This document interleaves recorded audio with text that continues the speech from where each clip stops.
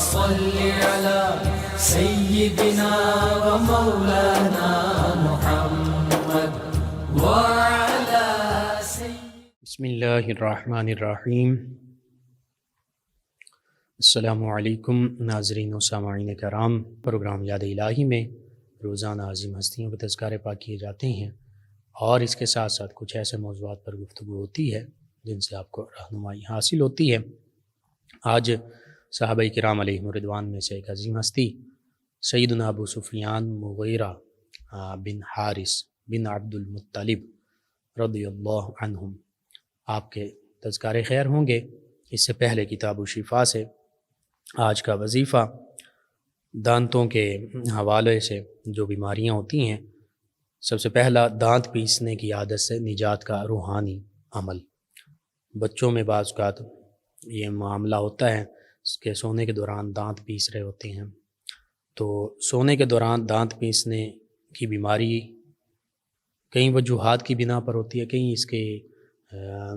وجوہات ہو سکتی ہیں۔ جب مریض گہری نیند سو جائے تو اس کے قریب سرہانے کی طرف کھڑے ہو کر اتنی آواز سے کہ مریض کی نیند خراب نہ ہو، چند روز تک کوئی بھی شخص یہ پڑھے کاف ہا یا عین صاد، کاف ہا یا عین صاد، یہ سورہ مریم کی سب سے پہلی آیت مبارکہ ہے، حروف مقطعات میں سے ہے۔ تو جو بڑا ہو، چھوٹا ہو، بچہ ہو، دانت پیسنے کا مسئلہ جس کو ہے، اس کا روحانی علاج یہی ہے کہ جب وہ سویا ہو تو اس کے سرہانے کی جانب کھڑے ہو کر چند دن تک یہ پڑھتے رہیں، انشاءاللہ اللہ سبحانہ وتعالی شفا عطا فرمائے گا۔ اسی طرح دانتوں کا درد اکثر جو ہے بہت تکلیف دہ ہوتا ہے جب شدت اختیار کرتا ہے، پھر گرم یا سرد کوئی بھی چیز ہو، گرم سرد ہو، وہ لگنے سے دانتوں میں مزید درد ہوتا ہے۔ اس حوالے سے دانتوں کا جو شدید درد ہے، اس کا روحانی علاج، سب سے پہلا روحانی علاج یہ ہے، مولا کائنات سیدنا علی المرتضیٰ کرم اللہ تعالی وجہ الکریم سے منقول ہے، آپ فرماتے ہیں کہ جو شخص چھینک آتے وقت الحمدللہ رب العالمین علی کل حال ما کانا، الحمدللہ رب العالمین علی کل حال ما کانا، یہ پڑھنے کا کہنے کا معمول بنا لے، اس کے کانوں اور دانتوں میں درد نہیں ہوگا۔ کانوں میں بھی درد کبھی نہیں ہوگا، دانتوں میں بھی درد نہیں ہوگا، صرف یہ ہے کہ جب چھینک آئے تو اس موقع پر یہ لازمی کہ الحمدللہ رب العالمین علی کل حال ما کانا، کہ تمام تعریفیں اللہ سبحانہ وتعالی ہی کے لیے ہیں جو تمام جہانوں کا پالنے والا ہے، ہر حال میں اسی کی تعریف ہے، اسی کا شکر ہم ادا کرتے ہیں جس حال میں ہمیں وہ رکھے۔ دوسرا، جب یہ پڑھیں گے یہ وظیفہ تو انشاءاللہ کانوں میں بھی درد نہیں ہوگی، دانتوں میں بھی تکلیف نہیں ہوگی، درد نہیں ہوگی۔ دوسرا وظیفہ یہ ہے روحانی علاج یہ ہے کہ دانتوں میں تکلیف ہو تو روزانہ باقاعدگی کے ساتھ اول آخر 3 مرتبہ درود پاک پڑھ کر، یعنی شروع میں بھی 3 مرتبہ درود پاک پڑھیں گے، آخر میں بھی 3 مرتبہ درود پاک پڑھیں گے، یہ درود پاک پڑھ کر سورۃ البقرہ کا پہلا اور آخری رکوع، سورۃ البقرہ اس کا پہلا رکوع الف لام میم ذالک الکتاب لا ریب فیہ، اور آخری رکوع للہ ما فی السماوات و ما فی الارض، یہ دونوں رکوع ان کی تلاوت کر کے ہاتھوں پر دم کریں، پھونک ماریں اور پھر ہاتھ اپنے جبڑوں پر پھیریں تو اللہ سبحانہ وتعالی دانتوں کی تکلیف سے نجات عطا فرمائے گا۔ یہ عمل بھی بہت بہتر عمل ہے، اور اس کے علاوہ بھی یہ دانتوں کی تکلیف کے علاوہ بھی سورۃ البقرہ کا پہلا رکوع اور آخری رکوع پڑھنا، پوری سورہ بقرہ پڑھنا حدیث مبارکہ کے مطابق گھر میں باعث برکت ہے، ہر قسم کے جو شیاطین کی شرارتیں ہیں ان سے نجات کا باعث ہے، جنات ہوں، آصب ہو، سحر، جادو، کچھ بھی ہے۔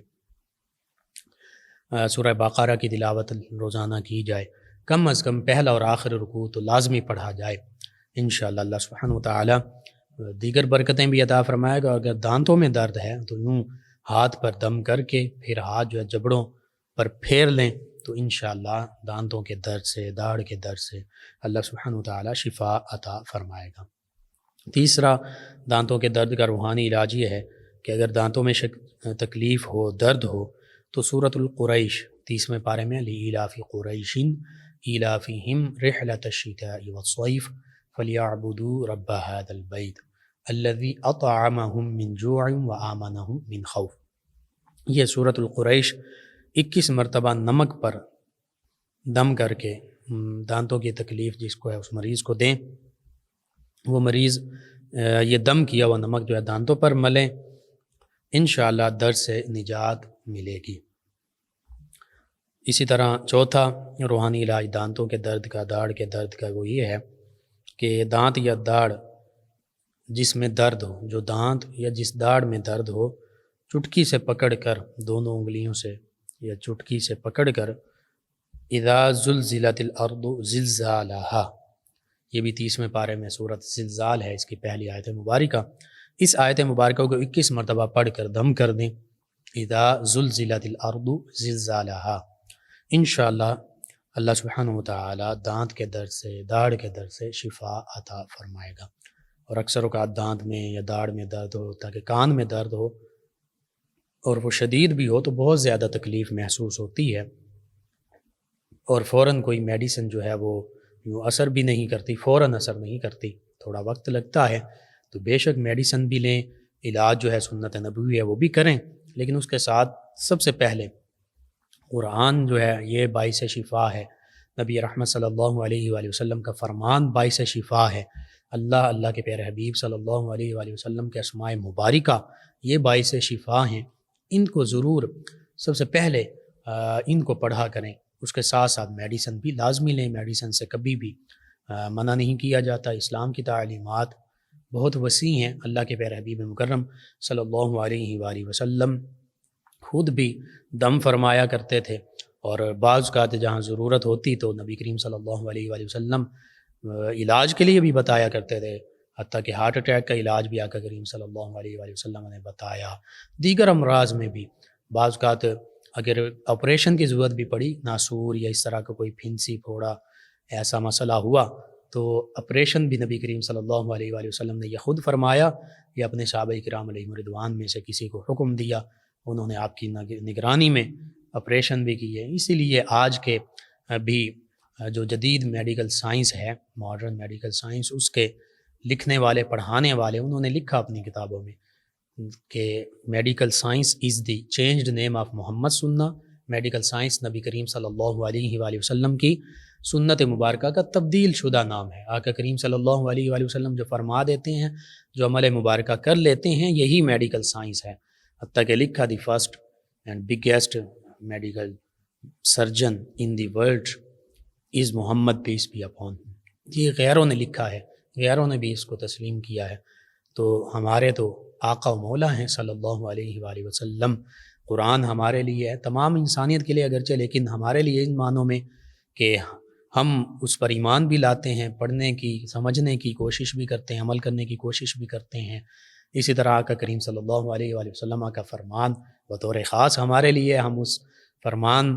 پر سر تسلیم خم بھی کرتے ہیں، پڑھتے بھی ہیں، سمجھتے بھی ہیں، مانتے بھی ہیں، پہچانتے بھی ہیں، جانتے بھی ہیں، اور اس پر عمل کرنے کی کوشش بھی کرتے ہیں۔ تو یقین کامل کے ساتھ اگر یہ معمولات کر لیے جائیں، نبی رحمت صلی اللہ علیہ وآلہ وسلم کے طریقے کی ہی پیروی کر لی جائے، تو حقیقت یہ ہے کہ آقا کریم صلی اللہ علیہ وآلہ وسلم کا طریقہ اور آپ کا فرمان وما ينطق عن الهوى ان هو الا وحی یوحی، آپ کا طریقہ لقد کان لکم فی رسول اللہ اسوۃ حسنہ، اللہ سبحانہ وتعالی فرماتا آپ کچھ نہیں فرماتے مگر اپنی خواہش سے کچھ نہیں فرماتے، وہی کچھ ارشاد فرماتے ہیں جو اللہ وحی فرماتا ہے۔ فرمان آپ کا اللہ کی وحی ہے، اور طریقہ آپ کا جو ہے وہ اسوہ حسنہ ہے۔ اللہ فرماتا ہے کہ اے ایمان والو، وہ لوگ جو اللہ پر، یوم آخرت پر ایمان رکھتے ہیں اور اللہ کا کثرت سے ذکر کرتے ہیں، فرمایا تمہارے لیے رسول رحمت صلی اللہ علیہ وآلہ وسلم کی حیات مبارکہ میں اسوۃ حسنہ، خوبصورت، پاکیزہ، کامل، کمپلیٹ کوڈ آف لائف ہے، زندگی گزارنے کا مکمل طریقہ اور نمونہ موجود ہے۔ اس لیے مسلمانوں کو تو دائیں بائیں جانے کی ضرورت ہی نہیں ہے، قرآن مجید فرقان حمید ہمارے سامنے موجود ہے، آقا کریم صلی اللہ علیہ وآلہ وسلم کے فرامین مبارکہ ہمارے سامنے موجود ہیں۔ ہاں کمی ہے، کوتاہی ہے تو وہ مجھ میں، آپ میں، ہم میں ہے۔ ہمیں جو دین اسلام ملا ہے جو قرآن ملا ہے، نبی رحمت صلی اللہ علیہ وآلہ وسلم کا فرمان ملا ہے، آپ صلی اللہ علیہ وآلہ وسلم کا جو طریقہ مبارکہ جسے سنن بھی کہتے ہیں، سنت مبارکہ بھی کہتے ہیں، وہ ملا ہے، اس میں کسی قسم کا شک و شبہ نہیں ہے، وہ بالکل کامل ہے، اکمل ہے، مکمل ہے، اس سے بڑھ کر کچھ بھی نہیں ہے۔ تو ضرور آپ اپنے معمول کا حصہ بنائیے ان اوراد و وظائف کو، یہ روحانی علاج اپنے معمول میں لائیے، آپ کو ضرورت ہے۔ اس کے علاوہ اپنے اعزاء اقربا، رشتہ داروں، دوست احباب، پڑوسیوں، محلے داروں کو بتائیے، امت مسلمہ تک پہنچائیے۔ انشاءاللہ میرے آپ کے ہمارے بتانے سے اگر امت مسلمہ میں سے ہمارے کسی بھی مسلمان بہن بھائی، کسی مسلمان فرد، مسلمان بچے کا فائدہ بھلا اس کو شفا ملتی ہے تو انشاءاللہ یہ ہمارے لیے دین و دنیا آخرت میں بھلائی، فائدہ، نجات اور شفا کا باعث ہوگا۔ اللہ سبحانہ و تعالیٰ سے دعا، اللہ تعالیٰ آپ کو آسانیاں عطا فرمائے، ہمیں آسانیاں عطا فرمائے، اور ہمیں آسانیاں بانٹنے والا، آسانیاں تقسیم کرنے والا بنا دے، لوگوں کے راستے میں رکاوٹیں ڈالنے والا، مشکلات ان کے لیے کھڑی کرنے والا نہ بنائے، بلکہ ہمیں لوگوں کے لیے آسانیاں بہم پہنچانے والا بنا دے، آمین۔ جی ناظرین و سامعین، سیدنا ابو سفیان مغیرہ بن حارث بن عبد المطلب بن ہاشم رضی اللہ عنہم اجمعین، آپ صحابہ کرام علیہم الرضوان میں شامل ہیں۔ تو اس حوالے سے جب ہم صحابہ کرام علیہم الرضوان کی عظمت، رفعت اور شان کا ذکر کرتے ہیں تو وہ تمام آیات بینات اور قرآن مجید فرقان حمید کی وہ تمام آیات بینات جو ایمان والوں کی عظمت، رفعت اور شان کو ظاہر کرتی ہیں، وہ تمام صحابہ کرام علیہم الرضوان کی شان ہیں، آقا کریم صلی اللہ علیہ وآلہ وسلم کے تمام گھرانے، تمام قرابت داروں کی شان ہیں۔ اور آپ جہاں صحابیت کا بلند مقام رکھتے ہیں، وہیں نبی کریم صلی اللہ علیہ وآلہ وسلم کے قرابت داروں میں شامل ہیں، یعنی قل لا اسألکم علیہ اجرا الا المودۃ فی القربى، یہ جو اللہ سبحانہ وتعالی نے فرمایا پیارے حبیب صلی اللہ علیہ وآلہ وسلم، آپ اپنے پیروکاروں سے فرما دیجئے، اپنے امتیوں سے فرما دیجئے کہ جنہیں آپ کے تصدق سے ایمان بھی ملا، قرآن بھی ملا، رمضان بھی ملا، خود رب رحمان بھی ملا، ان سے فرما دیجئے کہ میں اس تبلیغ حق و رسالت پر، یہ اللہ کی جو نعمتیں تم تک پہنچی میرے وسیلے سے، ان پر کوئی اجر، کوئی بدلہ، کوئی معاوضہ، کوئی صلہ، کچھ بھی نہیں چاہتا، کوئی ریوارڈ نہیں چاہتا، الا المودۃ فی القربى، صرف اور صرف اللہ کے حکم کے مطابق اپنے قرابت داروں کی، اپنے رشتہ داروں کی، اپنے قریبیوں کی مودت اور محبت چاہتا ہوں۔ تو ان قریبیوں میں جہاں ہم اہل بیت اطہار علیہم الرضوان کا ذکر کرتے ہیں، ان قرابت داروں میں نبی کریم صلی اللہ علیہ وآلہ وسلم کے چچا، پھوپھیاں، نبی کریم صلی اللہ علیہ وآلہ وسلم کے والدین کریمین طیبین، حتیٰ کہ نبی کریم صلی اللہ علیہ وآلہ وسلم کے آبا و اجداد، دادا جان، دادی جان، والدین، والدہ ماجدہ، والد گرامی، چچا، اسی طرح پھوپھیاں، خصوصاً وہ ہستیاں جنہوں نے ایمان قبول کیا کہ کریم صلی اللہ علیہ وآلہ وسلم کی اظہار نبوت کے بعد جو موجود تھے اور انہوں نے اسلام کی، ایمان کی دعوت کو قبول کر لیا، یہ سبھی آقا کریم صلی اللہ علیہ وآلہ وسلم کے قرابت داروں میں سے وہ ہستیاں جنہوں نے جو اسلام سے مشرف ہوئے، ان سے محبت اور مودت یہ اللہ سبحانہ وتعالی کا بھی حکم ہے، اللہ کے پیارے حبیب صلی اللہ علیہ وآلہ وسلم کا بھی حکم ہے۔ یہ لفظ قل اس بات کی تفصیل کے ساتھ مکمل وضاحت کر رہا ہے کہ اللہ سبحانہ وتعالی نے حکم دے دیا، اور کس کے ذریعے سے حکم دیا جا رہا ہے؟ آقا کریم صلی اللہ علیہ وآلہ وسلم کے ذریعے سے حکم دیا جا رہا ہے۔ یوں یہ حکم اللہ سبحانہ وتعالی کا بھی حکم ہے اور اللہ کے پیارے حبیب صلی اللہ علیہ وآلہ وسلم کا بھی حکم ہے۔ تو اس حوالے سے سیدنا ابو سفیان بن حارث، ان کا ذکر کیا جائے تو یہ نبی کریم صلی اللہ علیہ وآلہ وسلم کے قرابت داروں میں بھی شامل ہیں، ہاشمی گھرانے سے بھی تعلق رکھتے ہیں،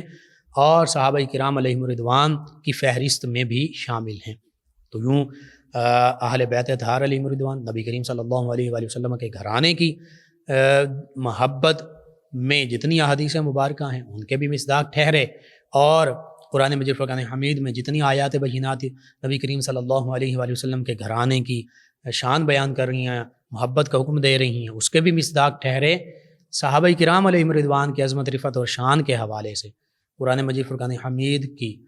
تمام آیات بینات جن میں صحابہ کرام علیہم رضوان کی محبت کے تذکرے ہیں، صحابہ کرام علیہم رضوان کی عظمت و رفعت اور شان کے تذکرے ہیں، ان کے بھی مصداق سیدنا ابو سفیان رضی اللہ عنہ یہ ٹھہرتے ہیں۔ اور اس پر غور کر لیجئے، قرآن مجید فرقان حمید میں وہ ساری کی ساری آیات بینات جو ایمان والوں کی شان بیان کرتی ہیں، جن میں ایمان والوں کا ذکر ہے، یا وہ آیات بینات جن میں منافقین کا، کفار کا رد ہے کہ جنہوں نے صحابہ کرام علیہم رضوان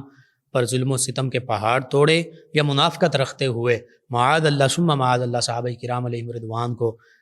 اپنی طرح بے وقوف سمجھا،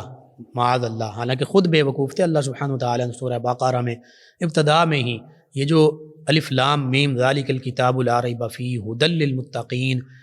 یہ ھدی للمتقین فرمایا کن کو فرمایا؟ صحابہ کرام علیہم رضوان کو فرمایا۔ الذین یؤمنون بالغیب ویقیمون الصلاۃ ومما رزقناہم ینفقون، کہ یہ متقی تو وہ ہیں جو ایمان والے بھی ہیں، غیب پر ایمان لاتے ہیں اور نماز بھی قائم کرتے ہیں، اور اللہ کے دیے ہوئے رزق میں سے اللہ کے راستے میں خرچ بھی کرتے ہیں۔ تو ان آیات بینات کے سب سے پہلے مصداق کون ہیں؟ صحابہ کرام علیہم رضوان ہیں۔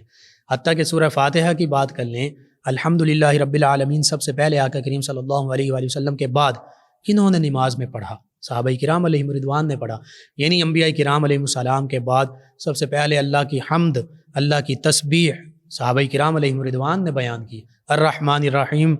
اللہ سبحانہ وتعالیٰ کو رحمان الرحیم کے نام سے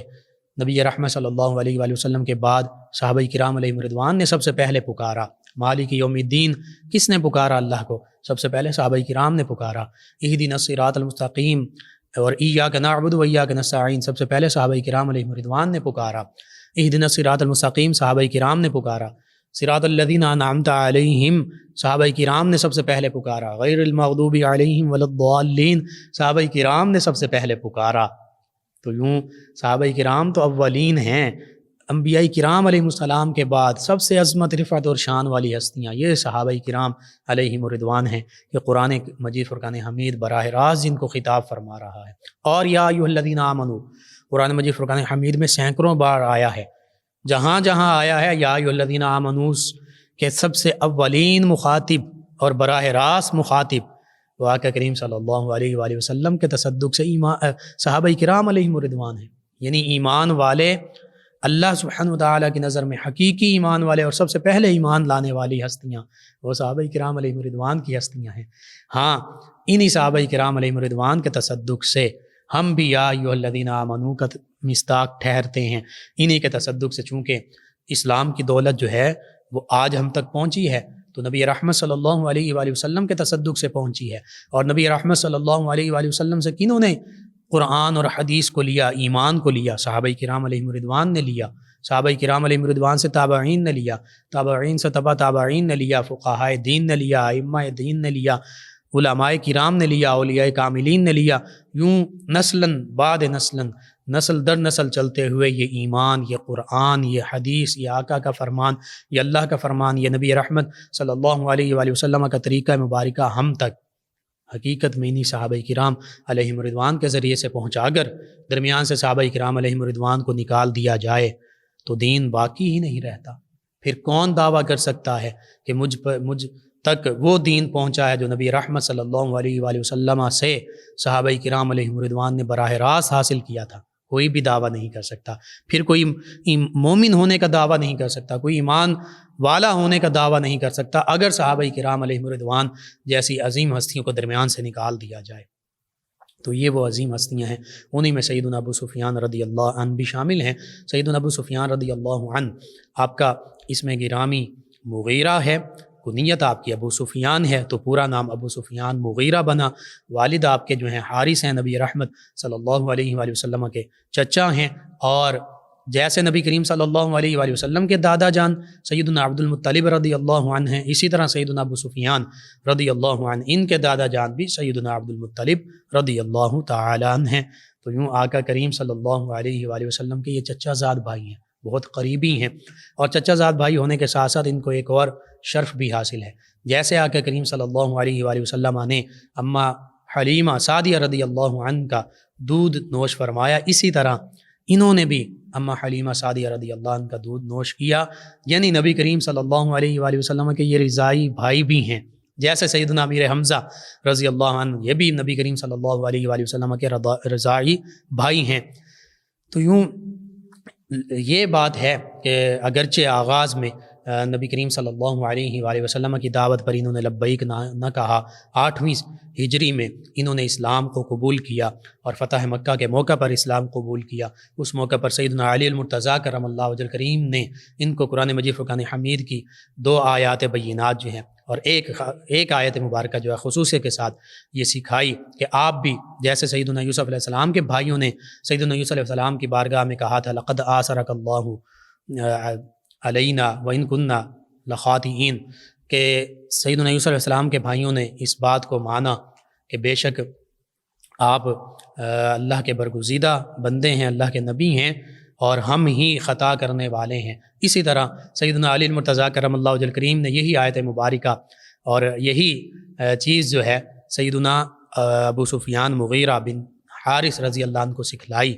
یہ تھوڑا سا ہچکچا رہے تھے کہ میں شروع میں اسلام نہیں لایا اور اسلام کے مخالفین میں بھی شامل رہا، تو اب کیسے میں آقا کریم صلی اللہ علیہ وآلہ وسلم کی بارگاہ میں حاضر ہوں؟ تو اس موقع پر سیدنا علی المرتضیٰ کرم اللہ وجہ کریم نے یہ آیت مبارکہ اور یہ چیز سکھائی، اور یوں ہی یہ نبی کریم صلی اللہ علیہ وآلہ وسلم کی بارگاہ میں حاضر ہوئے۔ انہوں نے یہی آیت مبارکہ پڑھی کہ بے شک آپ اللہ کی بارگاہ میں بڑی عظمت رفعت اور شان والے ہیں، ہم ہی خطا کار ہیں،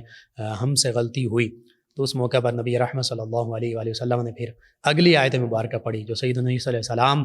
نے کہا تھا قال لا تثریب علیکم اليوم یغفر اللہ لکم، کہ آج کے دن تم پر کوئی مواخذہ نہیں، کوئی پکڑ نہیں، یغفر اللہ لکم، بے شک اللہ سبحانہ وتعالی تمہاری بخشش اور مغفرت فرمانے والا ہے۔ تو یوں آقا کریم صلی اللہ علیہ وآلہ وسلم نے اپنی دامن رحمت میں ان کو سمیٹا اور پھر بہت زیادہ خوشی کا اظہار فرمایا، اور بعض روایت کے مطابق ان کے والد گرامی یا بعض روایت یہ بھی ان کے بیٹے ان کے ساتھ انہوں نے بھی اسلام کو قبول کیا۔ تو نبی رحمت صلی اللہ علیہ وآلہ وسلم نے فرما دیا کہ اللہ بھی ان سے محبت فرماتا ہے، اللہ کے رسول صلی اللہ علیہ وآلہ وسلم بھی ان سے محبت فرماتے ہیں۔ تو جن سے اللہ اور اس کے رسول صلی اللہ علیہ وآلہ وسلم محبت فرمائیں، یہ بتانے کا، یہ فرمانے کا مقصد یہی تھا کہ اے صحابہ کرام، اے ایمان والو، تم بھی ان سے محبت کرو۔ تو یوں فتح مکہ کے موقع پر جب یہ ایمان لائے، پھر بعد میں غزوہ حنین اور دیگر غزوات میں پھر سیدنا ابو بکر صدیق، سیدنا عمر فاروق اعظم رضی اللہ عنہما، ان کے بھی عہد خلافت میں یہ مختلف مہمات میں، جنگوں میں آگے رہے۔ غزوہ حنین میں تو نبی کریم صلی اللہ علیہ وآلہ وسلم کی سپر بن کر، ڈھال بن کر ساتھ موجود رہے۔ آقا کریم صلی اللہ علیہ وآلہ وسلم ان سے بہت خوش ہوئے، حتیٰ کہ فرما دیا کہ امیر حمزہ، سیدنا امیر حمزہ رضی اللہ عنہ جو اسد اللہ اسد الرسول ہیں، ان کے بعد آپ ان کے جانشین ہیں، آپ بھی اللہ کے شیر ہیں، اللہ کے رسول صلی اللہ علیہ وآلہ وسلم کے شیر ہیں۔ اور پھر انہوں نے نبی کریم صلی اللہ علیہ وآلہ وسلم کی شان میں نعتیں لکھیں، قصائد لکھے، وہ بہت مشہور، جن میں آقا کریم صلی اللہ علیہ وآلہ وسلم کے عظمت، رفعت اور شان کے تذکرے موجود۔ جب آقا کریم صلی اللہ علیہ وآلہ وسلم کا وصال ہوا تو بہت زیادہ غم زدہ ہوئے، بہت زیادہ غمگین ہوئے، مغموم ہو گئے، اپنی اس غم کی حالت کا اظہار اشعار میں کیا۔ ان اشعار میں یہی ذکر کیا کہ آپ کے تصدق سے ہمیں اسلام ملا، اسلام کی دولت حاصل ہوئی اور آپ ہم سے پردہ فرما گئے، تو اس پر غم کا اظہار کیا۔ اور پھر سیدنا ابو سفیان رضی اللہ عنہ نے 20 ہجری میں آپ نے وصال پایا، لیکن یہ جو 12 سال ہیں ان میں آپ خود فرماتے ہیں کہ میں نے جب سے اسلام قبول کیا کوئی بھی لغزش نہیں کی، کوئی بھی ایسا معاملہ نہیں ہوا جو پہلے زمانہ جاہلیت میں ہوا کرتا تھا۔ پھر آپ نے اپنے وصال سے پہلے اپنے گھر والوں کو بتا دیا کہ میرا وصال کا وقت قریب ہے اور میرے وصال پر رونا نہیں، جزا فضا نہ کرنا۔ 20 ہجری میں آپ کا وصال ہوتا ہے۔ سیدنا عمر فاروق اعظم رضی اللہ عنہ کے عہد خلافت میں آپ کا مدینہ طیبہ میں وصال ہوا اور مدینہ طیبہ میں جنت البقیع میں آپ کو دفن کیا گیا، آپ کی تدفین ہوئی۔ خود سیدنا عمر فاروق اعظم رضی اللہ تعالیٰ عنہ نے آپ کا نماز جنازہ پڑھایا، آپ کی تدفین میں شامل ہوئے۔ آقا کریم صلی اللہ علیہ وآلہ وسلم آپ سے خوش تھے اور آقا کریم صلی اللہ علیہ وآلہ وسلم پر آپ نے ظاہری طور پر بھی جانثاری کا مظاہرہ کیا، غزوات میں، جنگوں میں ساتھ رہے اور ڈھال بن کر رہے، اور اس کے ساتھ ساتھ اپنی زبان کے ساتھ بھی نبی کریم صلی اللہ علیہ وآلہ وسلم کی عظمت، رفعت اور شان کے قصیدے اور ترانے لکھے، پڑھے۔ تو اس حوالے سے جب ہم دیکھتے ہیں تو آج بھی ضرورت اس امر کی ہے کہ جہاں آج دنیا جو ہے اور اپنی خباثت کا اظہار کر رہی ہے، فرانس، انگلینڈ، مختلف ممالک جو ہیں وہ نبی رحمت صلی اللہ علیہ وآلہ وسلم کی حجو اور تنقید کر رہے ہیں، وہیں ان صحابہ کرام علیہم رضوان کی سنت کی پیروی کرتے ہوئے ہمیں نبی کریم صلی اللہ علیہ وآلہ وسلم کی عظمت، رفعت اور شان بیان بھی کرنی ہے، وہ نظم میں ہو، وہ نثر میں ہو، جس بھی صورت میں آقا کریم صلی اللہ علیہ وآلہ وسلم کی عظمت، رفعت اور شان کے ترانے لکھنے ہیں، پڑھنے ہیں اور آگے سے آگے پھیلانے ہیں، تاکہ پتہ چلے کہ ہم بھی نبی کریم صلی اللہ علیہ وآلہ وسلم کی امتی ہیں، صحابہ کرام علیہم رضوان کے پیروکار ہیں۔ اللہ سبحانہ وتعالی سے دعا ہے کہ اللہ سبحانہ وتعالی ہمیں نبی رحمت صلی اللہ علیہ وآلہ وسلم کی جو محبت ہے اور جو خالص محبت ہے، جو حقیقی محبت ہے، جس میں اتباع بھی ہے، جس میں نبی رحمت صلی اللہ علیہ وآلہ وسلم اور صحابہ کرام علیہم رضوان، اہل بیت کرام علیہم رضوان کی اتباع، ادب، احترام بھی ہے، محبت بھی ہے، یہ عطا فرمائے اور ان عظیم ہستیوں کی پیروی کرنے کی توفیق عطا فرمائے اور ان تمام عظیم ہستیوں کے تصدق سے عالم اسلام کو سربلندیاں عطا فرمائے، آمین۔ اللہم صلی علی سیدنا و مولانا محمد وعلی سیدنا۔ آپ سماعت فرما رہے ہیں پروگرام یاد الہی۔ ناظرین و سامعین، زورانہ میں جوائن کیا ہے ظہیر عباس جسرا ہیں خوشاب سے، کہتے ہیں السلام علیکم بھائی، کیسے ہیں؟ جی وعلیکم السلام، الحمدللہ۔ کہتے ہیں روزانہ آپ کا پروگرام سنتا ہوں، جی شکریہ آپ کا۔ آکاشا انور ہیں ہمارے ساتھ، انہوں نے کہا السلام علیکم، کیا حال ہے سر؟ لقمان رضا، جی وعلیکم السلام، الحمدللہ۔ کہتے ہیں کہ گزری شب برات مبارک، چلیں جی خیر مبارک۔ کہتے ہیں کہ اللہ تعالیٰ تمام مسلمانوں کو کرونا جیسی بیماری سے محفوظ رکھے اور آپ کو بھی صحت عطا فرمائے، جی آمین۔ کہتے ہیں کہ نام کا معنی، عکاشہ کا معنی، لفظی معنی ہے مکڑی یا مکڑی کا جالا، اور اس کی سب سے بڑی فضیلت یہ ہے اس نام کی کہ یہ اللہ کے پیارے حبیب صلی اللہ علیہ وآلہ وسلم کے ایک صحابی ہیں، ان کا نام عکاشہ ہے، تو بہت بابرکت نام ہے۔ یہ وہ صحابی ہیں کہ غالباً غزوہ بدر میں ان کی تلوار ٹوٹ گئی تو آقا کریم صلی اللہ علیہ وآلہ وسلم نے، اور لڑتے لڑتے ٹوٹی، ریزہ ہو گئی، ٹکڑے ٹکڑے ہو گئی، تو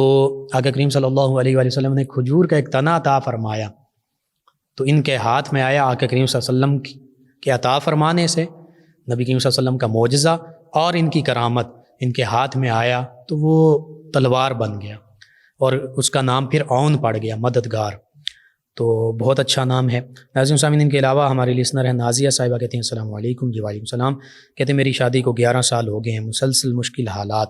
اور ڈپریشن کی وجہ سے پہلے تو میں خاموش رہتی تھی، برداشت نہ ہونے پر ایسا لگتا ہے کہ میں گناہوں میں مبتلا ہو گئی ہوں۔ اللہ تعالیٰ سے معافی، مدد، نور، رحم، توبہ اور پناہ مانگتی رہتی ہوں۔ اب تو ہر پل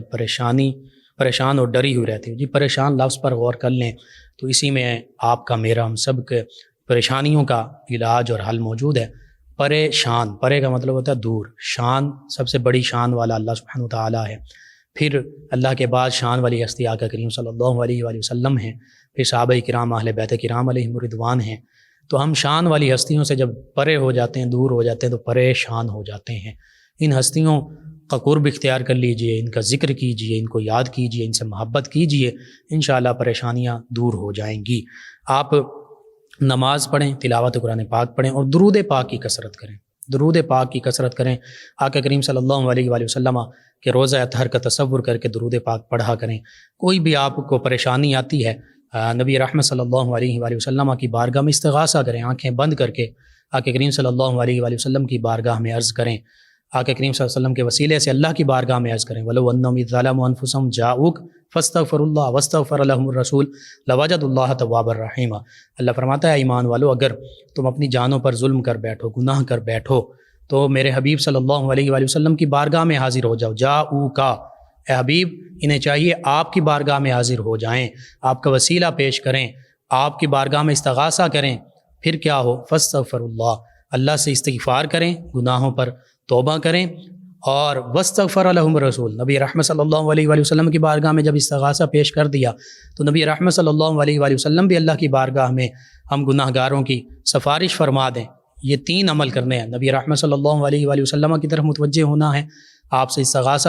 کرنا ہے، پھر استغفار کرنا اللہ کی بارگاہ میں، اور پھر اللہ کے حبیب صلی اللہ علیہ وآلہ وسلم ہماری سفارش فرمائیں گے تو کیا ہوگا؟ لوجد اللہ تواب الرحیمہ، اللہ فرماتا تم ضرور بھی ضرور اللہ کا توبہ قبول کرنے والا بھی پاؤ گے، رحیمہ رحم کرنے والا بھی پاؤ گے۔ تو بس یہی وظیفہ ہے، یہی نسخہ ہے، یہی روحانی علاج ہے میرے لیے، آپ کے لیے، تمام امت مسلمہ کے لیے، خصوصاً ہماری بہن جو نازیہ ہیں ان کے لیے، کہ نبی رحمت صلی اللہ علیہ وآلہ وسلم کو یاد کریں، درود پاک کثرت سے پڑھیں، ان کی بارگاہ میں استغاثہ پیش کریں، ان کے وسیلے سے اللہ کی بارگاہ میں استغفار کریں، دعا کریں، انشاءاللہ اللہ سبحانہ وتعالی بہترین فرما دے گا۔ درود پاک کی کثرت رکھیں آپ۔ سامعین، ان کے علاوہ ہمیں جوائن کیا ہے ارسلان صاحب ہیں فیصل آباد سے، کہتے ہیں بھائی منہ پہ دانے ہیں، ان کے لیے کوئی وظیفہ سورۃ الطارق 30ویں پارے میں 3 مرتبہ روزانہ پڑھ کر پانی پر دم کر کے پئیں، اور اگر کوئی میڈیسن لگا رہے ہیں تو اس پر بھی دم کر کے وہ میڈیسن لگائیں۔ اس کے ساتھ یا رقیب، اس کو 300 مرتبہ روزانہ پڑھیں، 7 دن تک پڑھتے رہیں، اور اسی طرح یہ بھی دم کر کے پانی پی لیں یا میڈیسن پر دم کر کے میڈیسن استعمال کریں، اللہ تعالیٰ شفا عطا فرمائے گا۔ حمزہ صاحب ہیں، کہتے ہیں السلام علیکم محترم۔ وعلیکم السلام۔ کہتے ہیں مجھے 5 کتاب الشفا چاہیے، بازار سے نہیں مل رہی، مہربانی فرما کر مجھے ارسال کروا دیں، کتاب الشفا کا ہدیہ ادا کر دوں گا۔ کہتے ہیں کہ شادی شدہ بہنوں کے گھر کتاب الشفا تحفے میں بھیجنا چاہتا ہوں، شکریہ۔ جی میں عرض کرتا ہوں کہ یہ بالکل قیمتاً تو ملتی ہی نہیں، بازار میں بالکل نہیں بکتی۔ دوسرا، مدینہ فاؤنڈیشن کی ویب سائٹ پر موجود ہوتی ہے، کچھ معاملات کی وجہ سے ابھی موجود نہیں ہے۔ آپ اپنا نمبر جو ہے دوبارہ سینڈ کر دیجئے، انشاءاللہ میں کوشش کروں گا سافٹ فارم میں، یعنی ہارڈ کاپی تو مشکل ہے، سافٹ فارم میں آپ کو ارسال کر دوں، آپ وہ آگے واٹس ایپ کر سکتے ہیں، بھیج سکتے ہیں۔ ناظرین سامعین، ان کے علاوہ ہمیں جوائن کیا ہمارے ایک اور لسنر ہے، نام نہیں لکھا، یہ انہوں نے کہا کہ السلام علیکم، کیسے ہیں آپ؟ جی وعلیکم السلام، الحمدللہ۔ کہتے ہیں میں آپ کو ڈیلی سنتی ہوں، شکریہ آپ کا۔ ایک اور لسنر، انہوں نے بھی خارج کا وظیفہ پوچھا، ان کے لیے بھی یہی جو پہلے میں نے عرض کر دیا، 10 بیویوں کی منت کیسے مانگی جائے۔ غالباً یہ وہ ایک پمفلٹ سے ہوتا ہے، اس کی بات کر رہے ہیں۔ شرعی حوالے سے اس کا کوئی بھی ایسا نہیں ہے کہ اس کو پڑھا جائے، من گھڑت واقعات اس میں شامل ہوتے ہیں، اس لیے ان سے بچنا چاہیے۔ لیکوریا کا وظیفہ پوچھا ہے ہماری بہن ہے غالباً انہوں نے، ان کے لیے میں عرض کر دوں سورہ ہود کی آیت مبارکہ 44، سورہ ملک کی آیت مبارکہ 30 لکھ کر تعویذ بنا لیں، پیٹ پر باندھ لیں، اور تعویذ جو ہے ناف کے اوپر آئے، اور ان آیات کو پڑھ کر اپنے اوپر بھی دم کر سکتے ہیں، پانی پر دم کر کے پانی پی بھی سکتے ہیں۔ آپ تمام ویورز کا، لسنرز کا بہت شکریہ، آپ ہمیں جوائن کرتے ہیں، اپنے فیڈ بیک سے آگاہ کرتے ہیں۔ سدرا صاحبہ کا سوال کا جواب کل شامل کریں گے، پروگرام کا وقت ختم ہو جاتا ہے، انشاءاللہ کل دوبارہ آپ سے ملاقات ہوگی پروگرام یاد الہی میں۔ اپنے میزبان محمد لقمان رضا اور ہماری ٹیم کو اجازت دیجیے، اللہ نگہبان۔ اللهم صل على سيدنا ومولانا محمد